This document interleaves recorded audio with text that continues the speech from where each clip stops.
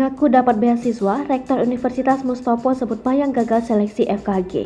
Nilai tak cukup. Mayang beberapa waktu lalu membuat penasaran warganet dengan pengakuannya mendapat beasiswa Fakultas Kedokteran Gigi Universitas Mustopo. Warganet sanksi atas pengakuan Mayang mendapat beasiswa Fakultas Kedokteran Gigi Universitas Mustopo tersebut.